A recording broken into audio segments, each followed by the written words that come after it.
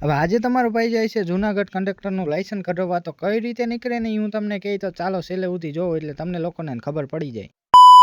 ઘરેથી આપણે નાસ્તો પાણી કરી નીકળી ગયા બાટવાની કોર, અને થોડીક વાર થઈ એટલે બસ પણ આવી ગઈ હતી, તો બસમાં બેસી ગયા. હવે અહીંયા આપણો મિત્ર મળી ગયો હતો એટલે એને બાય બાય કરીને ટિકિટ લઈને આપણે નીકળી ગયા જુનાગઢ જવા માટે. હવે આ ક્યાંનો ડેપો છે કમેન્ટ કરીને કયો જોઈએ. અને થોડી ઘણી વારમાં પહોંચી ગયા આપણે જુનાગઢ ની અંદર. હવે અહીંયા પહોંચતા વાગી ગયા હતા કે કેટલા. હવે અહીંથી આપણે જવાનું હતું આપણે મિત્ર સાથે, તો અહીંથી ના નીકળી ગયા. હવે અમે લોકો ક્યાં જઈએ ને એ તમને કહો હાલો. હવે અમે લોકો અત્યારે જઈએ છે રેડ ક્રોસમ સોસાયટી. હવે આ સોસાયટી ક્યાં આવી તમને લોકોને નહીં ખબર હોય ને તો ચાલો કહી દઉં. હવે જુનાગઢ મહાનગર પાલિકા છે ને એની એક્ઝેક્ટ બાજુમાં આવેલી છે રેડ ક્રોસમ સોસાયટી. અને ડોક્યુમેન્ટ લઈને આપણે પણ વહી ગયા અંદર. અંદર જતા પેલું કામ હોય આપણે ફર્સ્ટ એડ કઢવાનું, તો ઈ કાઢવા વર્ગી ગયા. ડોક્યુમેન્ટ ની વાત કરું ને તો એલસી, 2 પાસપોર્ટ સાઇઝ ના ફોટા, 12માની માર્કશીટ ને 1000 રૂપિયા ફી. બસ એટલી વસ્તુ લઈને ત્યાં ફોર્મ ભરીને દઈ દેવાનું. અને હા બીજી વાત, 7 દી સુધી કોર્સ આવે છે એ ફરજિયાત ભરવાના છે, 1 કલાક અથવા 2 કલાકના હોય. હવે આ કારણોસર તમારા ભાઈ ફોર્મ ભર્યું નથી, માણાવદર ચાલુ થવાના છે એટલે આપણે નજીક થાય એટલે ત્યાં ફોર્મ ભરવાના છીએ. હવે આઈ થિંક તો અમે લોકો નીકળી જાય છે, પણ ફાટક બંધ હોય ને એટલે અમે લચ્છી પીવા ઉભા રહી ગયા. અને ભાઈ આ મેંગો લચ્છી બહુ એટલે બહુ મસ્ત હતી. અને ત્યાંથી હું વહી જાઉં છું મારા ફઈની ઘરે, ત્યાં ખાઈ પીને નાઈ ધોઈને નીકળી જાય અમે એસી જોવા માટે.